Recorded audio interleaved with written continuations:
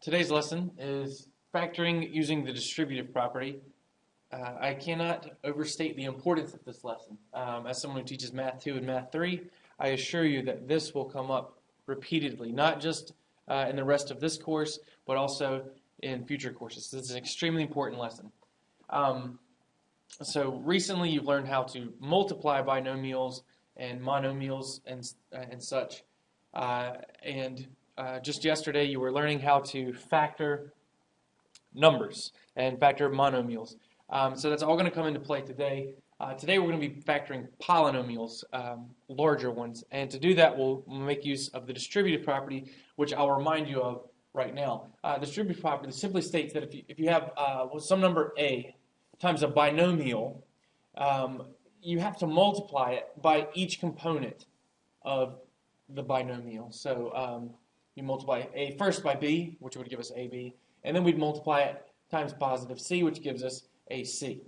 And I understand that many of you probably do not like all of those letters, and so an example with just one variable is this right here. If I have 4a, the monomial, times the binomial 3a plus 4, first I'm going to multiply 4 by 3a. When I multiply that, I get 4 times 3 is 12, and a times a is a squared. And then I'm going to multiply 4a times 4. 4 times 4 is 16, and there's just one a. That's how we use the distributive property. So today, what we're going to learn how to do is we're going to start with something like this. We're going to start here, and we are going to factor it, which means we're going to break it down and return it to its original factors. Very, very similar concept as having 2 times 5 equals 10. If you factor 10, you reduce it to all of its individual factors. It's the exact same thing for polynomials, slightly more complicated, however. Okay, a polynomial means to break it down into each of its smallest prime factors.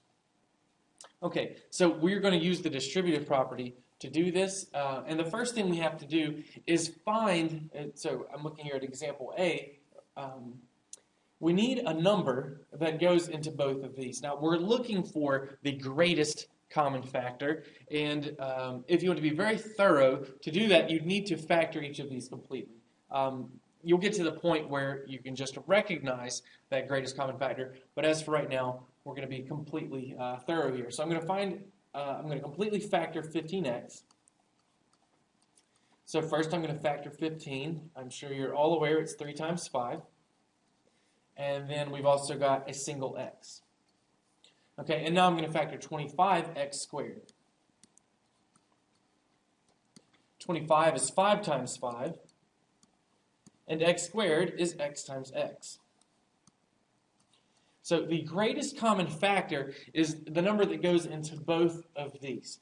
So 3 goes into 15x, but it does not go into 25x squared. So no 3 is going to be in my answer. I am going to, however, include a 5 because each of them have a 5.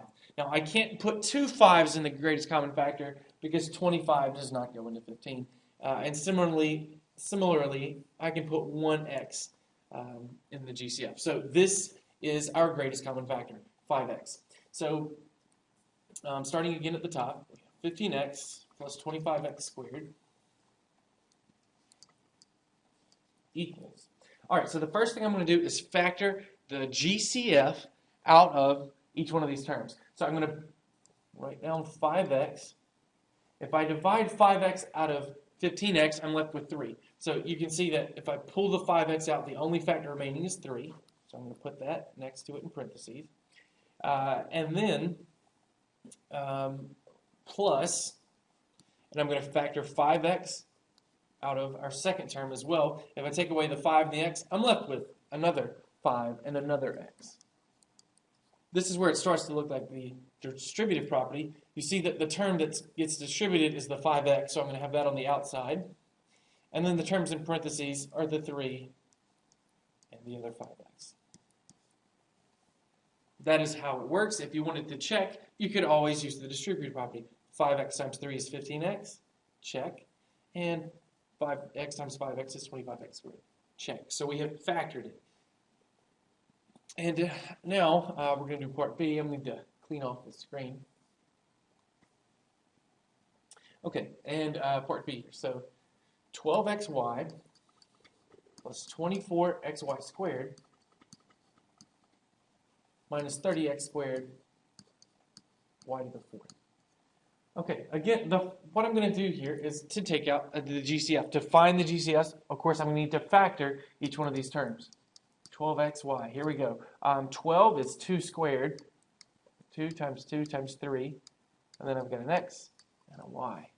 24xy squared is 2 times 2 times 2 times 3 times x times y times y.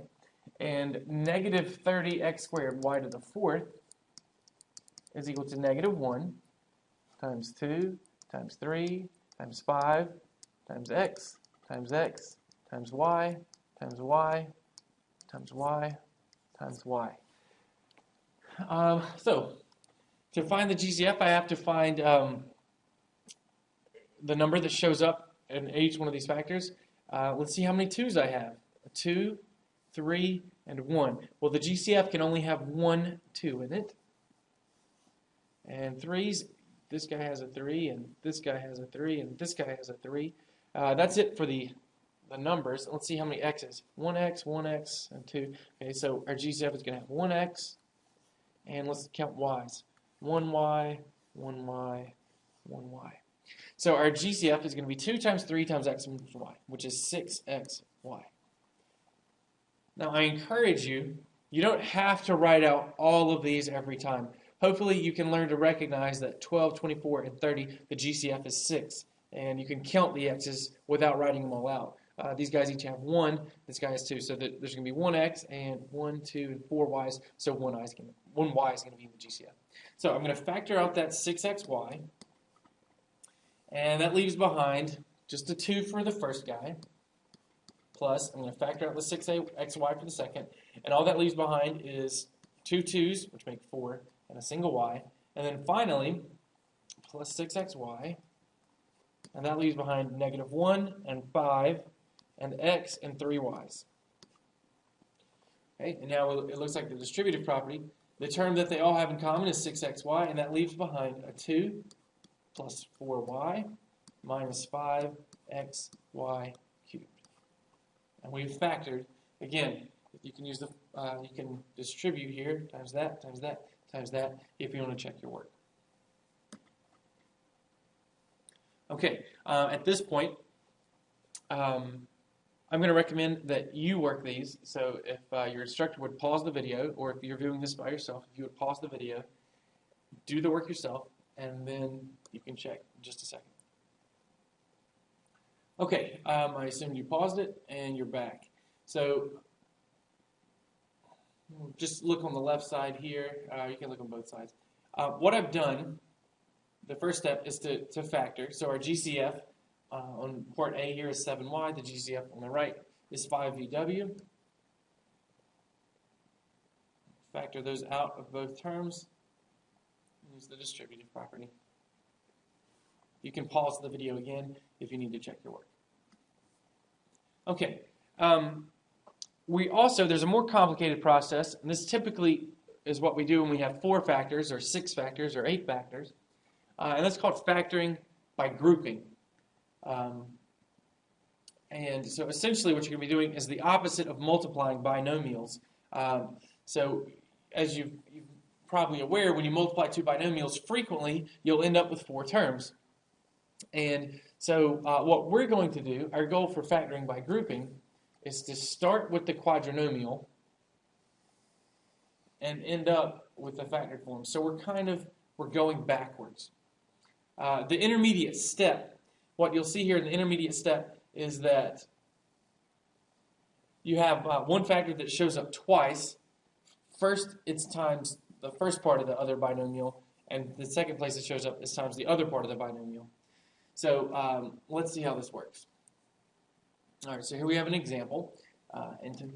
So to do this, the first thing you're going to do is you're going to factor it into 2 groups. Again, we call this factoring by grouping. So two groups, and typically you'll just put them in the order they are given to you. 2xy plus 7x plus, I'll always use a plus here in the middle. It gets really confusing if you start to do a minus sign there. So I'm going to put a plus there, and then I have negative 2y minus 7. Okay, now I'm not going to take up all the room that I took up earlier when I factored, just because, well, there's not enough room. So you're going to have to listen carefully. I'm going to factor this separately from this. So each one is getting factored by itself. So I'm going to look for the GCF between these two factors. Now, this is a 2 at x and a y. This is 7 at x. The only factor they have in common is x, so I'm factoring that out. The x goes away. Now, I took away this guy's x. All I have left is a 2 and a y. Plus, if I divide this, if I divide out or factor out the x, all that's left is 7. Now, in the back, so I guess I can write plus here, I want to factor out, well, you'll see that this is a negative 1, a 2, and a y. This is a negative 1 and a 7. The only thing to factor out is the negative 1. So I'm going to factor out negative 1. And when I factor that out, it leaves me with a positive 2 and a y up front, and just a positive 7 in the back. Okay, this is the intermediate step that I was telling you about, where one of the binomial factors shows up twice. That's the easiest one to recognize. So typically I'll write that first, 2y plus 7. And then the other factor is what's left behind once you cover that up. So the first term of the other factor is x, and the second term is plus negative 1, or just minus 1. And if, for some reason, you have x minus 1 first, times 2y plus 7, that's perfectly fine too. These are equal to each other because of the commutative property of multiplication. I do want to point out one thing real quick. Perhaps you're a little bit concerned about the order that the problem is. How do you choose to factor it, if that makes a difference or not? And so this is the exact same problem. I'm just going to switch up the order. Okay?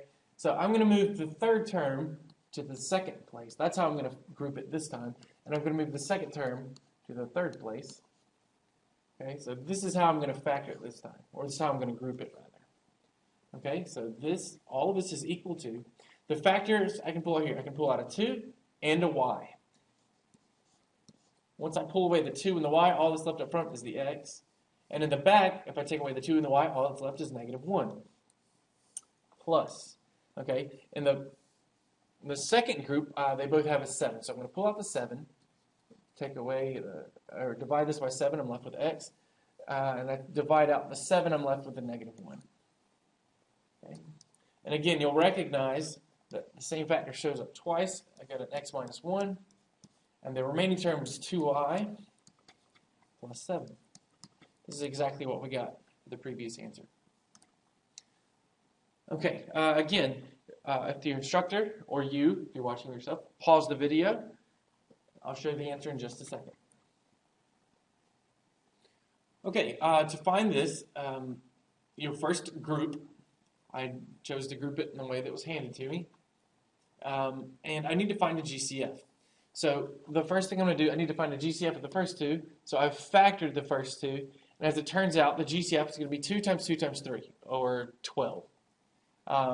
Also, the factor of the second two, they both have a negative 1 and a 2 and an x. So negative 2x is going to be the GCF for each of those. So that's what I factor out here. I factored a 12 out front. I factored negative 2x out of the back. And our common, the one that shows up twice is y plus 4, and the other is 12 minus 2x. If you happen to get y plus 4 times 12 minus 2x, that also is the same. I should point out one more thing. We are supposed to factor this completely, and you'll notice that you can factor this even farther. A 2 can be pulled out. So I'm going to stick a 2 up front.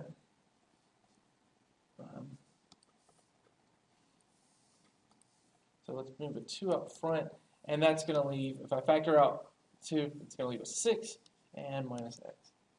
So there we go. Okay. Now, and one more example.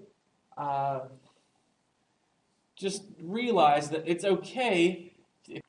A situation like this would be okay if you see these two factors because you can always just factor out a -1 and make them look alike.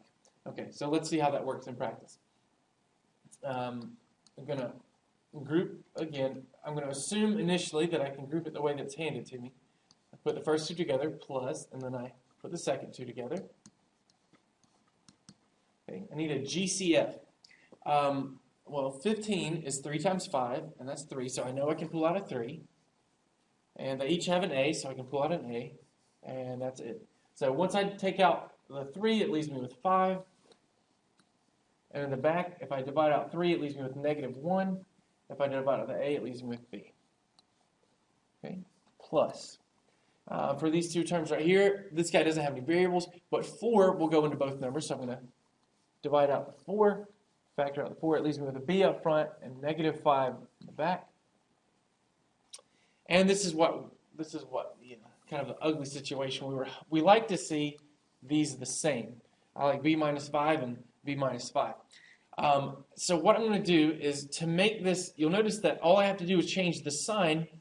If this would change to positive and that would change to negative, then I'd be okay. The way to accomplish that is to factor a -1 out of this. I know I've already factored out 3a, but I can factor out -1 also. And that's going to change this 5 minus b to a b minus 5.